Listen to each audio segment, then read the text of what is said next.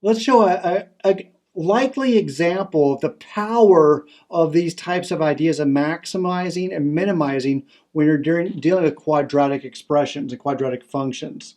So imagine that I have a rectangular area and I want to enclose it with fencing. I have 100 yards of fencing available to me. And my question is that I want to maximize the interior inside. I want the most area inside my rectangle. And so depending on those dimensions will determine where that happens at. So for example, am I going to have a rectangular dimension like that, where maybe it's 1 yard by 1 yard, and these are what, 49 and 49? Is that going to give me the maximum amount? This produces 49 square yards inside. What if maybe it's 5 and 5, and then I'm left with what, 40 and 40? Well, that's a little bit more area inside. This had 49 square feet or square yards. This one has 200 square yards. So what I can tell from right away is that it does matter on the particular dimensions to increase the area. It's kind of weird. I have the same perimeter, but depending on how that perimeter is configured, I have different areas. So how do we deal with this? How do we get the maximum amount of value for a limited amount of resources? All right, hope I kind of explained that all right to you. So let's go back to our regular rectangle. And what I know is that I'm going to call one side an x and the other side a y. Those are dimensions that we don't know. But I know the perimeter around it is a 2x plus 2y's equals my 100 yards of fencing. I know that to be a true equation. And I can simplify that down, just because, again, if you can simplify then work, please do.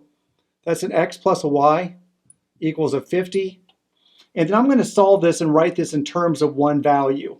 So I'm going to write this in terms of y equals 50 minus x. What else am I aware of? I'm trying to maximize its area. And what's the area of a particular rectangle? Well, that's its length times its width. It's x times a y. I want the area to be as big as possible. So I'm going to rewrite this expression, x times y, as x times y I set up here as a 50 minus an x.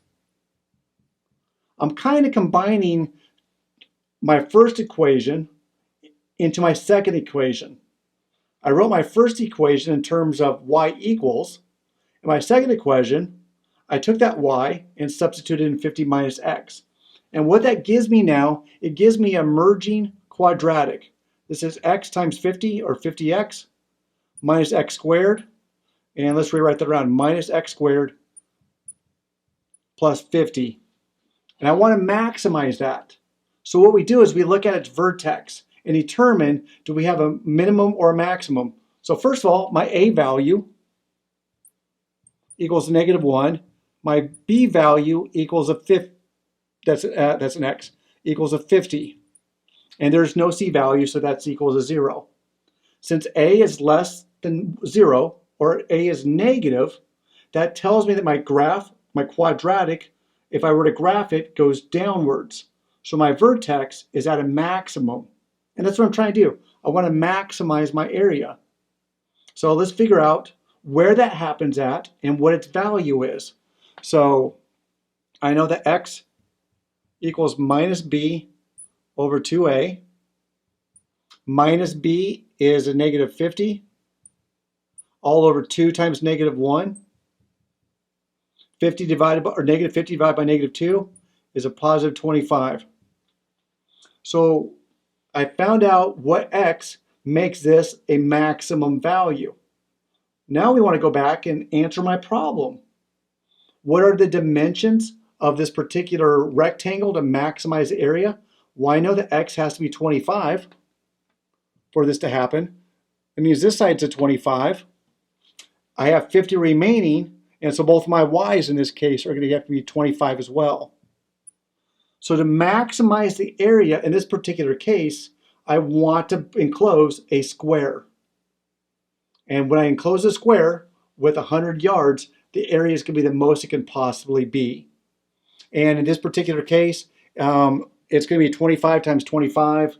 So I'm just kind of curious. What is that? 5, 2, that makes it a 12, 0, 0, add the 1, 5. So 625. So if I did this one, I will get 625 square yards. Square. There we go. It's all in there. I could have enclosed just 49 square yards. I could have enclosed just 200 square yards.